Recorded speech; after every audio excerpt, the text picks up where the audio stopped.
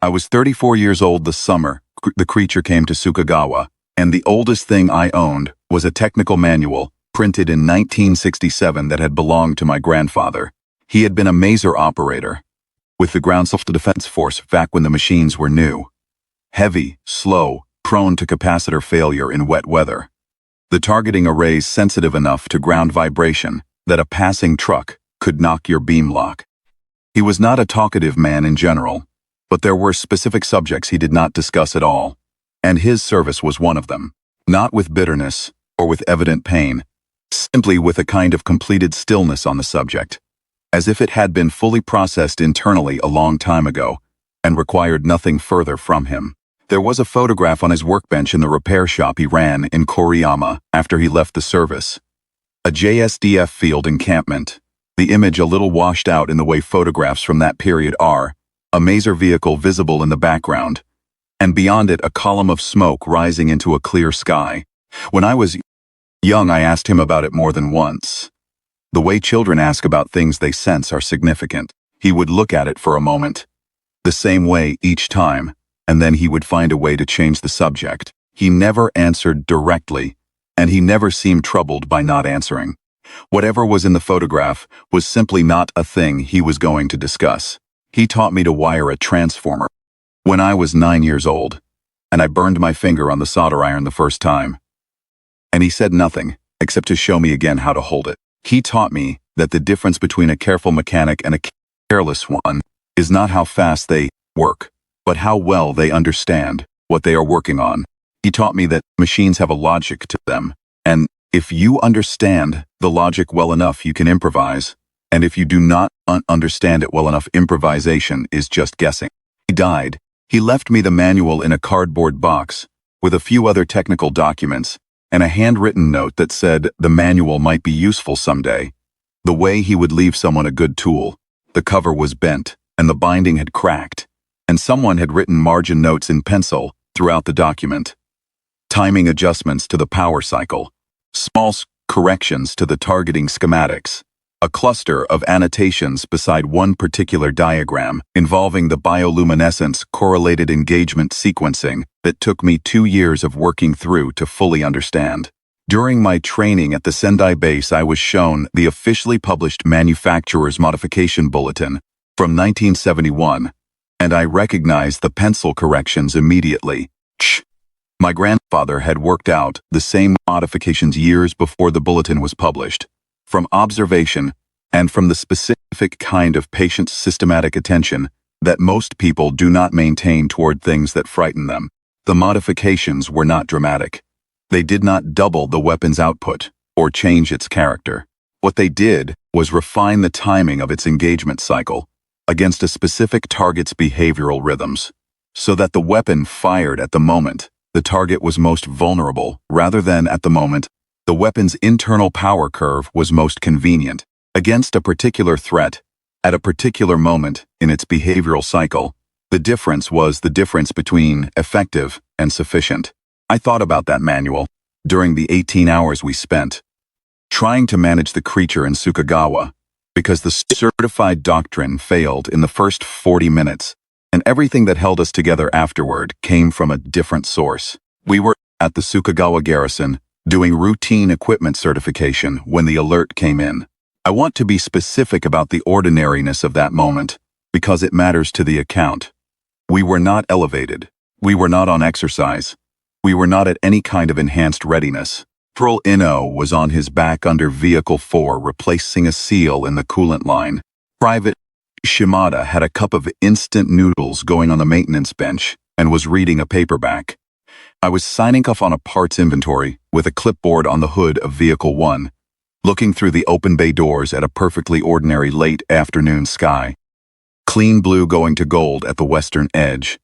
The kind of sky that happens 100 times a year in Fukushima Prefecture and means nothing. Then the base PA activated, and then every phone in the building rang simultaneously, and the afternoon ended, and something else began. The briefing was 4 minutes, because the intelligence was almost nothing. A large organism, the briefer used that phrase precisely, did not speculate beyond it, had been detected moving inland from the Abukuma highlands. Seismic and thermal signatures, both large, both consistent with known profiles from the historical record. Speed estimated at 12 to 15 kilometers per hour. Direction northwest, toward the city. Time to urban contact somewhere between 90 minutes and 3 hours depending on terrain. Our unit was the nearest Maser battery. We were to proceed immediately to a staging point at the southern perimeter road. Link up with a second battery coming down from Kariyama, establish a fire line, and hold for coordination from regional command. That is not what happened. I drove the lead vehicle south through evacuation traffic that was already building on every corridor. Private cars, buses, a stream of people on foot on the sidewalks. A density of movement in a single direction that told you everything about what a city knows when it decides the information is real. We got to the staging point in 42 minutes. The second battery was not there. We waited 12 minutes, which was longer than I wanted to wait, but within what the coordination schedule had allowed. And then I was on the radio with Koriyama, and they told me about the bridge on Route 4. An overloaded evacuation convoy had cracked the deck. The bridge was impassable. The second battery was diverted and had at minimum 2 hours before it could reach us by any alternate route. I passed this up to Regional Command. Regional Command told me to hold the staging point and wait for further coordination. I asked about the timeline. They told me the timeline was the timeline I held. I want to say something about the staging point wait. The 12 minutes before I knew the second battery was not coming. Because those 12 minutes have a quality in my memory that is different from what came after. The second battery should have been visible on the road by that point. I was watching the southern road, and the road was clear of military traffic, only civilian evacuation vehicles moving, and the absence of the expected thing is its own kind of information. I got on the radio at the 10-minute mark. Got confirmation at 12 minutes. The full picture, bridge failure, diversion, minimum 2-hour delay, at 14. Sheemed. And then I had to decide what 22 people in 6 vehicles at a fixed staging point with a large organism 10 minutes from their position were going to do. Regional Command told me to hold. The hold made sense in the context of their overall coordination. They were managing multiple elements, multiple variables, a situation that was still developing across a wide area. Holding made sense from their position. From my position, holding meant the creature entered the city with no Maser presence on its southern flank, and no way to attempt to influence its path. I do not know what the outcome of that choice would have been. I know the outcome of the choice I made. The outcomes are not the same thing, and I cannot compare them directly. What I can say is that by the time I gave the order to move up and establish an observation position, every person in my unit understood what we were moving into, and every one of them moved. That is not a small thing either. Hayashi, who was in Vehicle 5 before the discharge took it out, told me afterward that when Oyama's section was hit, he thought he was dead. Not that he thought he might die. He thought he was already dead. And that what was happening was the few seconds between the event and his nervous system receiving the information. He was in that state for approximately 4 seconds. The blast wave, the vehicle going over, the impact, and then he was functional again. Because the body's systems do not care about metaphysics, and they run their continuity checks, and discover that continuity is intact and return you to service. He said it matter-of-factly, the way people describe practical experiences. And then he said, after that I was not afraid of anything that night. Not because I'd decided to be brave, because the worst thing had already happened and I was still here. I thought about that a lot during the engagements that followed. The worst thing happening and still being here. The dead weight of the worst thing becoming the thing you move with, not the thing that stops you. At 7:43, the tree line at the edge of the Abukuma foothills ceases to be a tree line. I have tried to describe this to people afterward, and the difficulty is that what happened was simple, and what it felt like was not. Trees were there, and then they were not. The cryptomeria along that embankment had been growing for a long time. 30-meter trees, their root systems deep and established, and they did not fall. They were pushed through. Systems pulling out of the ground, in sections, trunks snapping at the base, the whole mass folding sideways the way paper folds when you put flat pressure on it, and then whatever had been behind them stepped through the space they had occupied. The sound arrived as a pressure wave. In the sternopercussion, the chest cavity felt, before the brain could classify it as hearing. Then the ground. Not a single jolt, but a sustained tremor with a rolling quality, as if the earth had reconsidered its usual obligations. Takahata's vehicle, Vehicle 6, 30 meters to my right, shook on its suspension. The trees were still falling. I had seen the creature in training footage. The footage is shot at distances that make it manageable and with frequencies trimmed for audio equipment, and projected on a screen in a room where everything else is familiar and ordinary. The footage does not prepare you for the first morphological type at close range in fading daylight, with the ground moving under your feet. Do not know a way to prepare a person for that. The scale is the obvious thing, and the scale is not actually the most disorienting thing.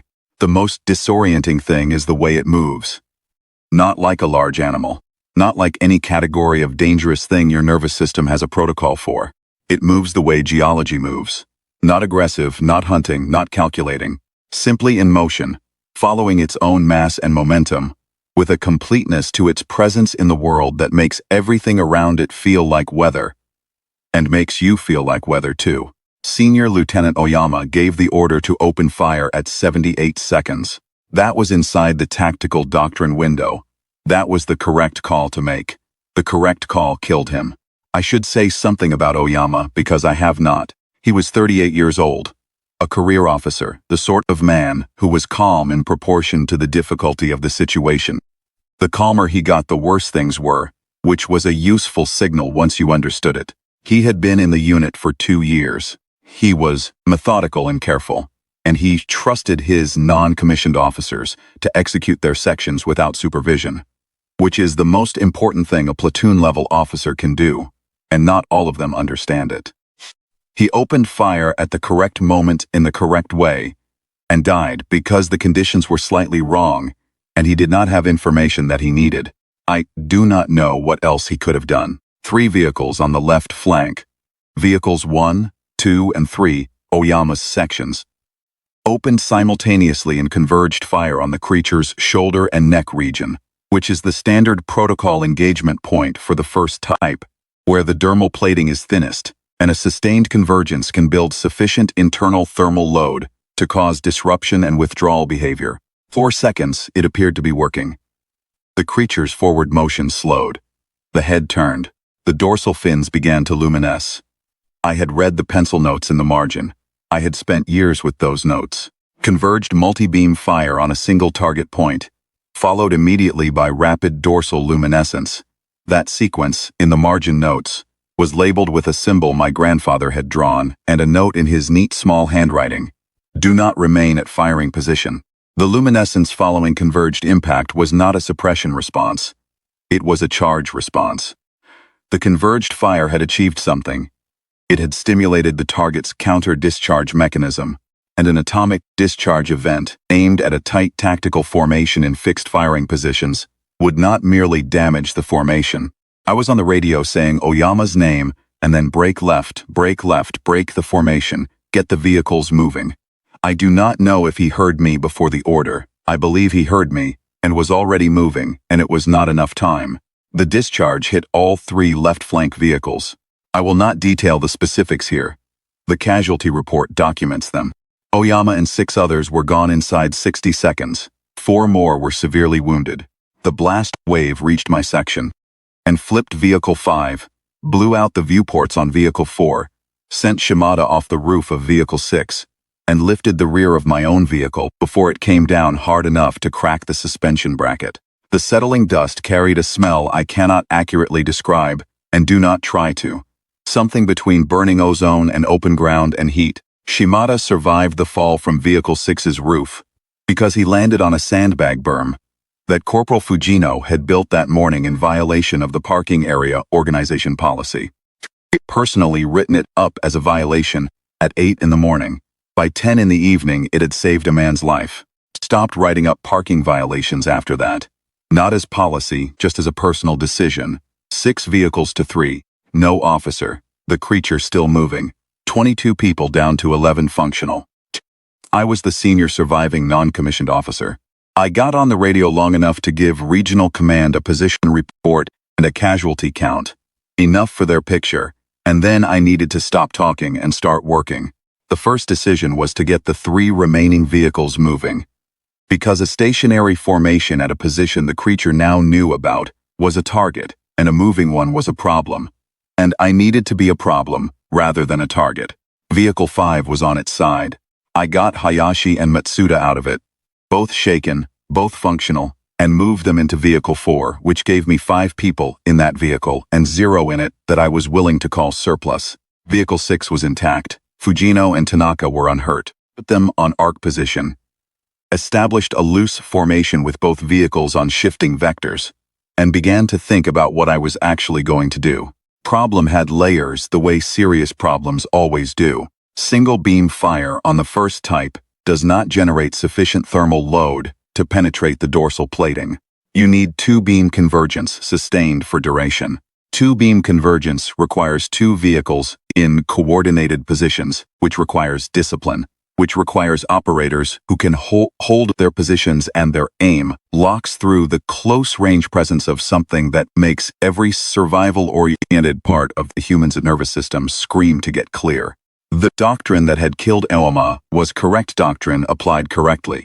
It had failed because the conditions were slightly wrong, and because he had not had the specific information in the pencil notes. Here, the conditions were mine to manage, and the doctrine was not going to manage them for me. Corporal Inua was 22 years old and had been with me for 3 years. He grew up in this city. His family, mother, 2 younger siblings, was somewhere in the evacuation stream. Or he hoped they were, because he had not reached them by phone since the alert came. He never said this to me during the engagement. Not once. He sat in the operator's seat of Vehicle 4. And he tracked and he held and he waited for commands. I timed his sustained beam lock under direct visual orientation from the creature. When the creature turned and faced our position, which it did multiple times across the course of the night, and his average was 11 seconds before his hands required a rest interval. 11 seconds is a long time, Chi. 11 seconds, when the thing looking at you can fit your vehicle under 1 foot, is a form of courage that does not have a good word in the standard vocabulary. The Vehicle 6 crew broke on the first direct pass. Creature turned toward Vehicle 6. It had drifted slightly out of position and presented as the outlier, and Fujino and Tanaka dismounted and ran. I want to be clear that I do not record this as a failure of character. Record it as an accurate description of what human beings do when survival instinct operates, faster than deliberate choice, when the decision has been made below the level of decision and the body is already in motion. Shimada, who had recovered from his fall and gotten himself back aboard Vehicle 6 before the pass, locked the beam to automatic hold before he jumped clear. Vehicle fired on the creature's left shin region for 40 seconds before the power reserve exhausted. 40 seconds of single beam fire on the left shin of the first type produces no direct tactical result of significance. One indirect result. It kept the creature's orientation fixed on that position long enough for me and Inu to reposition Vehicle 4 to a new angle without being seen. That was the first piece of luck. Found Fujino and Tanaka uninjured 20 minutes later and put them to work as spotters. I did not address what had happened. They did not either. We got on with the night. The creature entered the city proper at 9 in the evening. The evacuation had been running for 2 hours, and the main arterials were largely clear, but largely is not entirely, and the emergency coordination net was running a steady background of reports on people who had not evacuated. Residents of care facilities, who could not move quickly, patients in the hospital's lower floors, people who had not believed the alarms, people who could not reach transport, people who were waiting for someone who had not arrived. You carry each of those reports. They are not abstractions. You carry them and you do your work. I kept both operational vehicles on a tracking arc to the creature's southeast, following at the edge of effective range, coordinating 2-beam convergence fire when the geometry aligned well enough to make the attempt. The engagements were brief, and in the direct tactical sense inconclusive. We were not going to stop the creature with what we had. We could do was maintain a presence on its southeast flank that influenced its direction, the way a persistent small irritation influences the direction of something large and slow, not by force, by the creature's own preference for minimum annoyance. The neighborhood of post-war wooden housing in the western residential district. I watched it from the roof of an industrial block to the east through the thermal scope as the creature crossed it. 45 seconds.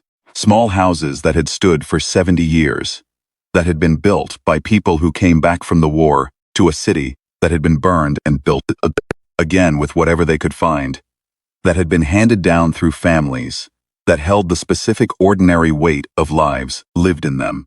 The creature did not step on them deliberately. It moved through them, the way the movement of something that large moves through things in its path.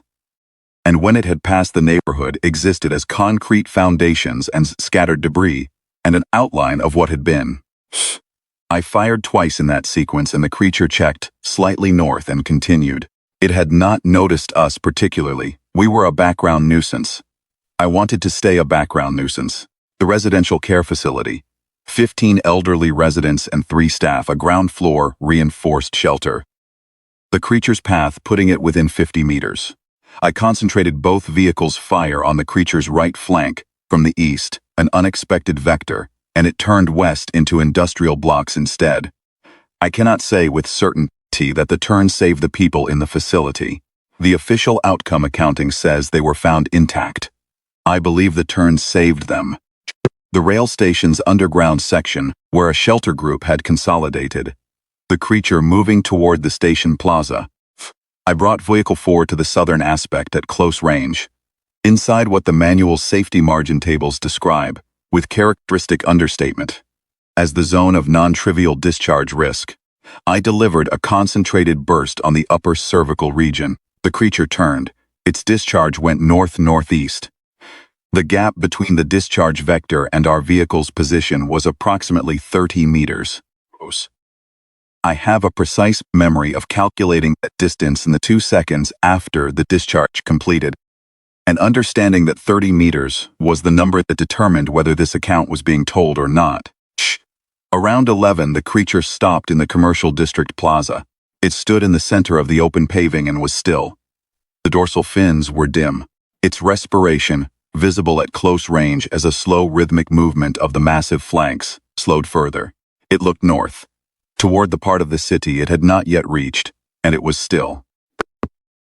I should explain what it is to hold a remote for 26ers from the first morphological type, while watching its dorsal fins pulse and counting seconds. Controller is about the size and weight of a laptop computer. It has a grip, a trigger, an aim stabilization interface that translates hand tremors into smooth targeting inputs, and a small display showing the vehicle's beam angle and power cell status. In training exercise, the controller is a clean technical device.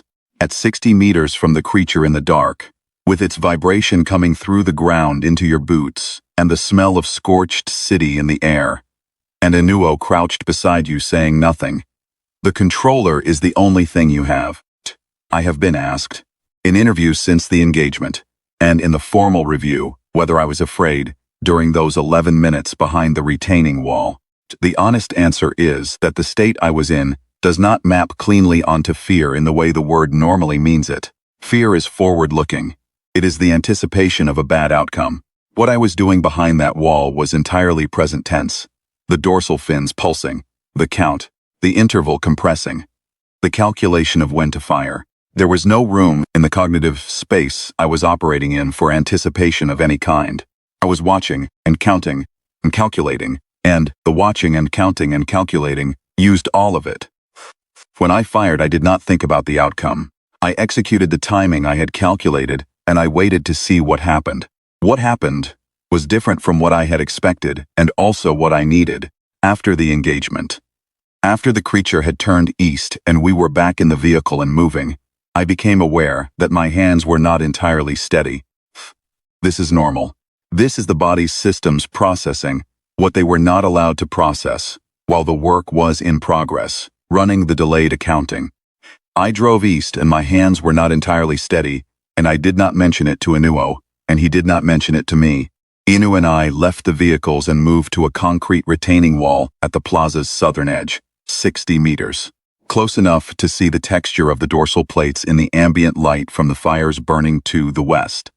The fissure patterns and asymmetries in the plate material, the variation between older, rougher sections near the tail, and smoother, denser material toward the shoulder, the complex overlapping sequence of the plates that was not quite regular in the way natural things are not quite regular, close enough to hear, to feel more accurately, to register through the soles of my boots and the palm of my hand resting on the top of the retaining wall. The low sustained vibration that the creature's mass generated in the ground, below the threshold of tone. Not a sound exactly, more like a presence that the ground was reporting.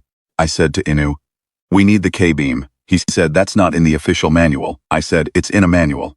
He said nothing after that. 3 years together had taught him what that meant. K-beam.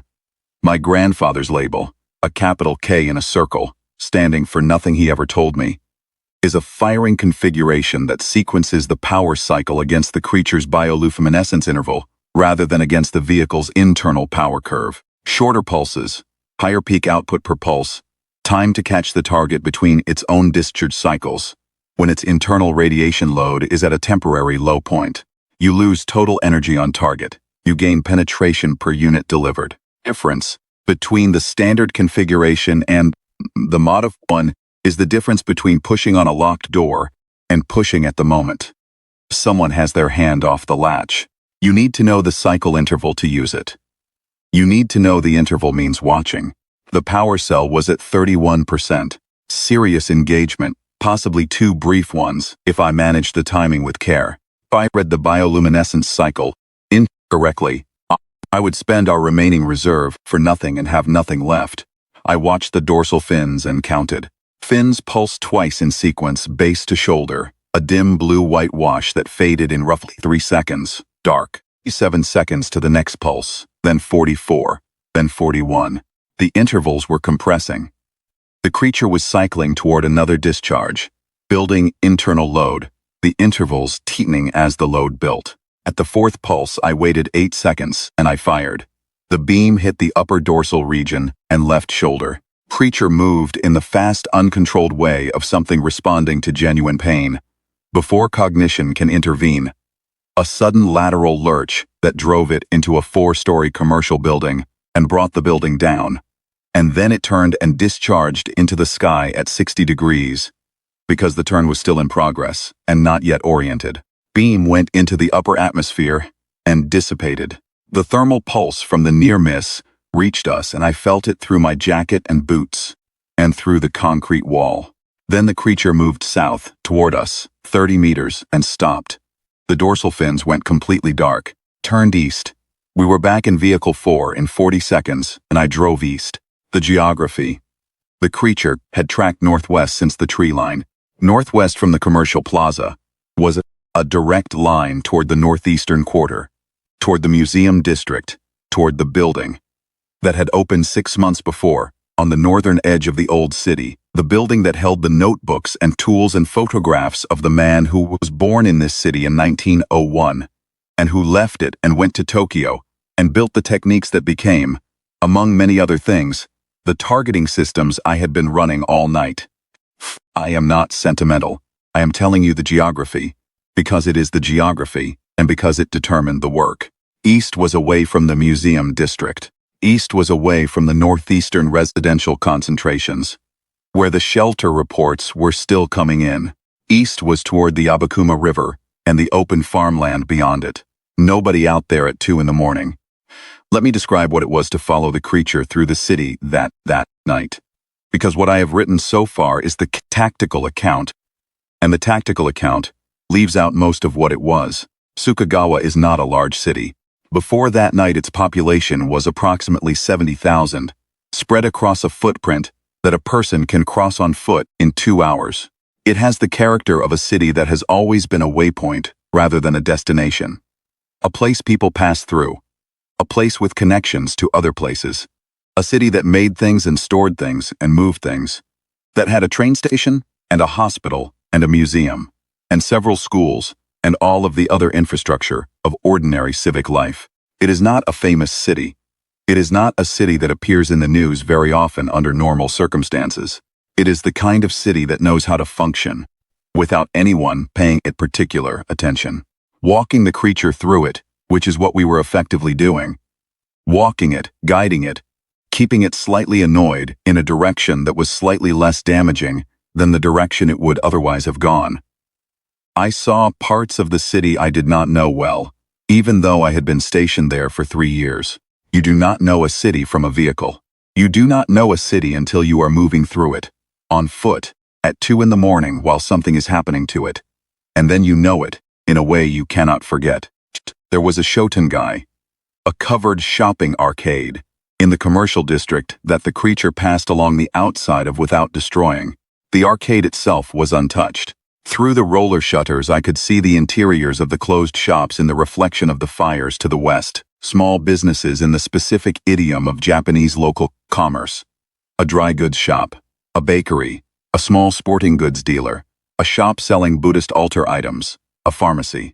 The signage was all local, no chains, no franchises, the kind of retail that exists because a specific neighborhood needs those specific things and has supported them long enough for them to become permanent. In 10 hours, these businesses would open and discover that the street outside was damaged and their neighborhood was diminished, and they would have to decide what to do.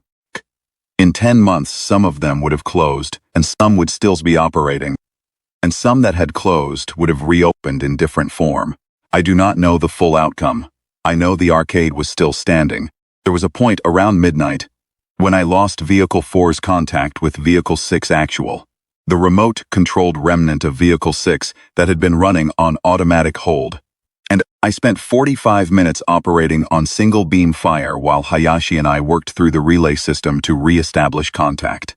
5 minutes of following the creature, with one effective vehicle, insufficient firepower for any real engagement, close enough to maintain our nuisance presence, but unable to coordinate a meaningful two-beam strike. During those 45 minutes, I drove, and Inui tracked, and Hayashi worked the communications relay, and Matsuda and Shimada watched the creature from the rear viewport, and nobody said anything that was not strictly functional. The creature crossed an intersection during those 45 minutes where a traffic signal was still operating. The power grid in that section had not failed, and the signal cycled green, yellow, red, green, while the creature walked over the top of it and kept moving. The signal continued cycling after it passed. Red, green, red, green. I watched it in the rear viewport while Hayashi worked the relay. And I thought about what it meant that a traffic signal kept functioning in the path of something that large, that it just cycled and did not know any better than to keep doing what it was built to do. We re-established contact with the remote vehicle at 12:47. I recorded this precisely in the log, the way you record precise times when the gap between them is the gap between sufficient and insufficient. There were fires. The fires started not from the creature's passage, but from the electrical shorts and gas line failures that followed the structural damage and the ground subsidence. In the residential sections, these were small fires, quickly spreading across the interiors of damaged houses, and the fire services were working them. But the fire services were also depleted because their access routes were partially blocked, and their resources were divided across multiple simultaneous incidents.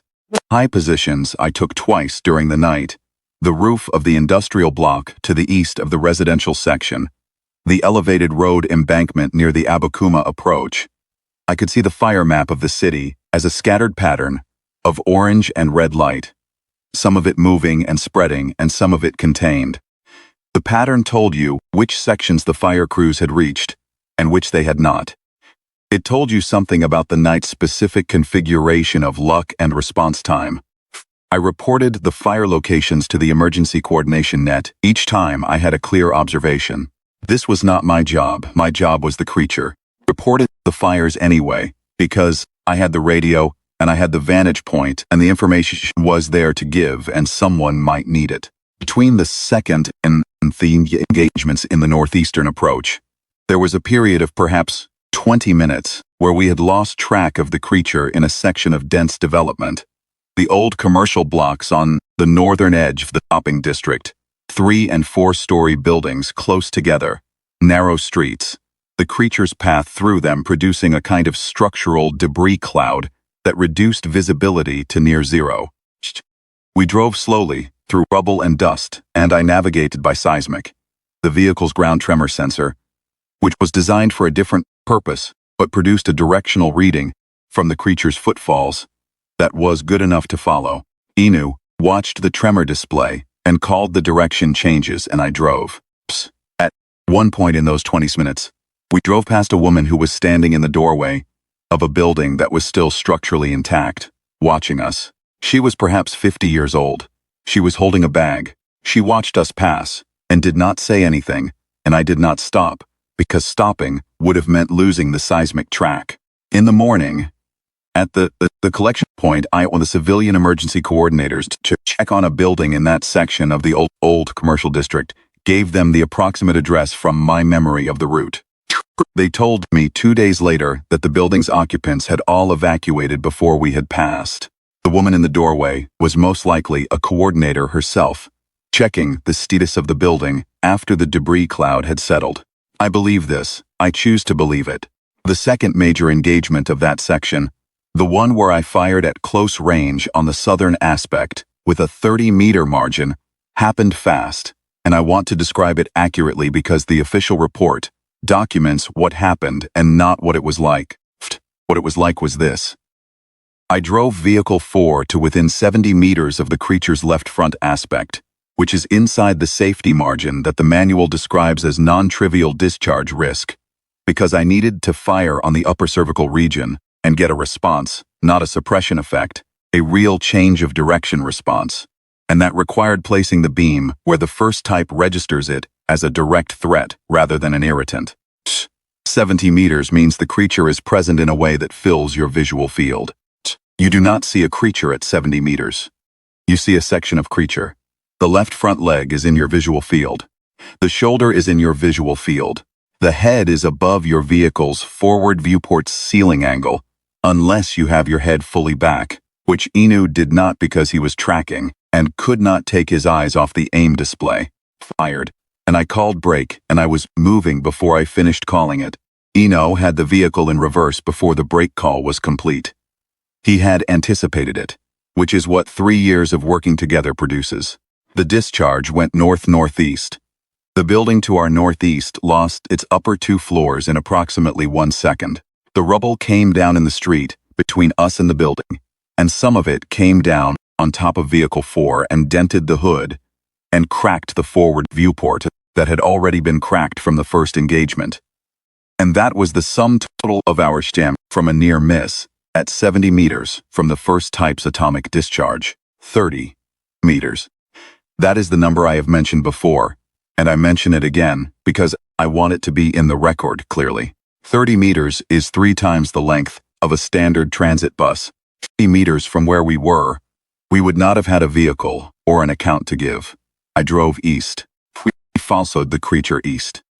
I pressed its flank through 3 more brief engagements, modified configuration, calling the interval each time, and each time it corrected slightly north toward open country. 2:14 in the morning, it entered the Abu Kuma plain. 2:40, the seismic sensors confirmed submersion in the river.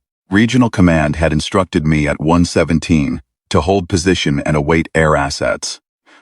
I have been through the formal review of that decision. I will say what I said in the review. I acknowledge the order, and I continued to press the creature's flank, because stopping would have allowed it to reorient west. The air assets arrived at 3:40. The creature had been under the river for 63 minutes. I stopped the vehicle on the flood embankment. The night air smelled of ozone and scorched materials and river silt. To the west, the fire columns were still up, orange and red against the dark sky, the sections of the city that had been burning since 10 o'clock. The sections where the power grid was intact were still lit. The city was there. It was not the same city it had been at 7 in the evening. It was smaller and damaged and changed in ways that would take years to fully account for, but it was there. Ino stood beside me. After a while he said, "My mother lives in Nakamachi, north of the path. She should be okay." I told him to go find out. He said he would find out in the morning and we should go back in. He said it quietly and simply, without rhetoric, just as the obvious next thing to do. Tanaka said from the back of the vehicle, "It's the least we can do." 19 years old, from Osaka, had been in Sukagawa less than a year. No particular connection to the city except that he was assigned here and had been living here, and now the city had something happened to it, and he was in a vehicle, and the people inside the perimeter needed help. It's the least we can do. I have thought about that sentence many times. It is not heroic. It is something more ordinary and more durable than heroic. We went back in and worked the rest of the night. At the collection point gymnasium, when I brought in the elderly woman with the dog, there was a relief worker named Nakajima, a young woman, maybe 25, a volunteer who had come from Koriyama, who had been running the intake desk since the evacuation started 8 hours earlier. She logged the elderly woman and the dog without comment.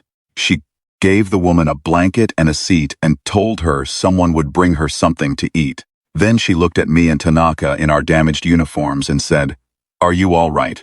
Tanaka said his hand was fine. It was just a dog bite. Nakajima said, "I meant are you all right, not is your hand all right?" Tanaka thought about this for a moment. He said, "I don't know yet," she said. "That's the right answer. Come back when you do know." I have no particular point to make about this. It happened and it stays with me, and I include it for that reason. What I know about the formal accounting: 23 civilian fatalities attributable to the event. The majority from structural failure and fire in the secondary damage zone rather than from direct contact with the creature's path. 147 injured, ranging from minor to severe. The direct path of the creature covered approximately 4.2 kilometers through the built environment. The secondary damage zone, structural failures from ground subsidence and pressure wave propagation, affected an area roughly 3 times that size. Approximately 400 structures were damaged, of which 83 were total losses. The city's recovery designation was the highest civilian emergency category, which released the maximum level of national reconstruction funding. The reconstruction planning began within 6 weeks. Most of the damaged sections were rebuilt or cleared within 18 months. The Tsuburaya Museum reopened 6 weeks after the engagement with only minor repairs required. The northeastern district's damage was lighter than the central and western sections because the creature had turned east before it reached them. I attended the reopening. Inu came with me. We were not in uniform. We stood in the back of the small auditorium, where the museum director gave a brief address about the city and its history and its future, and I watched the people around us. Residents and visitors, volunteers who had come to help and stayed, a group of school children from the local elementary school who sat in the front row with the particular focused attention of children who understand that something important is being said to them. And I thought about the woman I had spoken to in front of the statue, about the city that knows how to keep making things after everything falls down. The director said something at the end of her address that I have thought about since. She said, "The things made here, in this city, in the mind of the man this museum honors, were made for the whole world to see. They were made as gifts. When the world gives back to the city that made them, this is how that looks." She gestured at the room, at the volunteers and the neighbors and the children. This is how that looks. The family in the damaged commercial building, a mother, 2 children, 8 and 11, waiting for the father who was somewhere in the city. We got them out and to the gymnasium collection point. 40 minutes later, having walked 11 kilometers from the eastern edge of the city in the dark, the 11 people sealed in the basement in the northeastern district, blocked in by debris from a partial structural collapse of the adjacent building, the emergency hatch pinned shut from outside. We removed debris by hand and by using the Vehicle 4 manipulator arm for things the manipulator arm was not designed for. An hour and 20 minutes. Nobody made it feel like more than it was. Shh.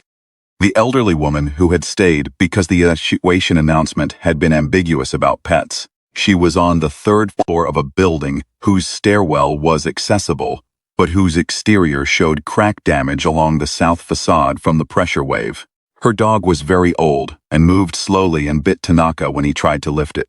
Tanaka wrapped his hand with cloth from the emergency kit and carried the dog down the stairs anyway.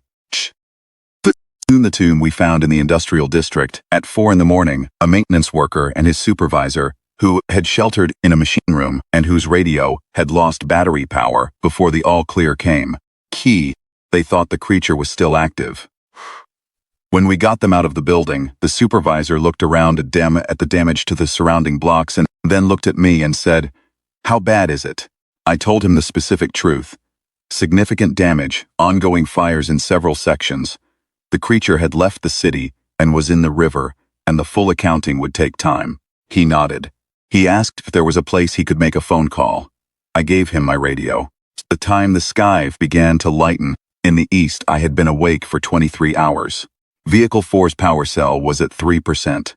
The ozone smell was in my clothes and my hair and the lining of my jacket, and would be with me for 2 weeks no matter how many times I washed them.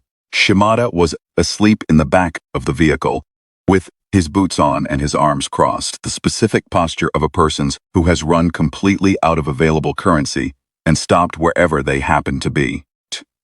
I stopped the vehicle at the edge of the commercial district plaza and walked to where the depression was. 40 meters across, 1.5 meters at the center, the asphalt pressed down and cracked, and water pooled at the lowest point, still dark in the early light, motionless. Around the depression, the surrounding buildings showed the pattern of the pressure wave. Total collapse in 2 cases, partial in 3, superficial in others. No logical distribution, the wave went where it went. I stood at the edge, and I thought about the man who invented the Maser targeting system. Not in a complicated way. I thought, he was born in this city in 1901, and he left it and he went to Tokyo. And he spent 50 years making things that required him to think in ways that no one before him had thought. And when he died in 1970, the people who learned from him continued his work and handed his methods to the people after them.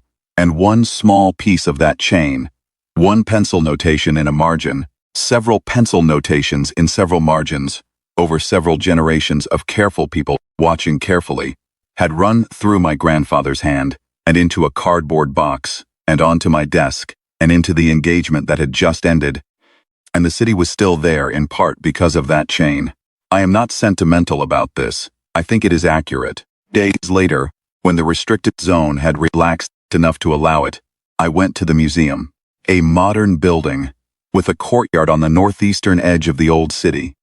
Outside on the street there was a statue, a reproduction of a piece that had stood in the city for years, honoring the man from Sukagawa who went to Tokyo and made monsters for the movies. The statue was undamaged. Someone had swept the debris from its immediate base, so it stood in a clean circle on a littered street. I stood there for some time. I am not given to that kind of thing normally. A woman nearby, older, perhaps 60, with the particular look of a person who had been doing physical work for several days without stopping, saw my uniform and asked if I had been there during the engagement. I said I had. She said thank you.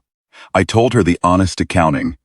What we had done was limited, and most of what preserved the city was the evacuation and the emergency workers and the people who had the presence of mind to leave when they were told to. She looked at me and said, I grew up 3 blocks from here. My mother used to bring me to see the statue when I was a child. She told me this was a city that knew how to make things, that knew how to keep making things even after everything fell down. She went back to her cleanup work. I stood there longer. Finu found me eventually and handed me a can of hot coffee from a vending machine he had located 2 blocks over, still running on backup battery power. We stood there in front of the statue and drank the coffee while the morning came on, and the volunteers worked around us, and the city made the sounds a city makes when it has survived something and is beginning to figure out what comes next. At the formal technical review several months later, a senior officer asked me to walk through the modified firing configuration in complete detail and explain its theoretical basis. I walked him through it fully. At the end, he asked where it had originated. Training, a field report, a simulation exercise, some other source. I told him it came from a manual. He asked which manual. A technical reference from the original Maser deployment period, I said, circulated to field operators in the early years of the program. He asked if it was in the official archive. I told him I would look into that. My grandfather died in March of the year I began my maser training.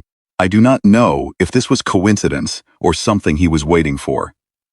If he had, in some manner I cannot prove, waited until there was someone in the family who was going to work with these machines before he allowed himself to consider the account closed.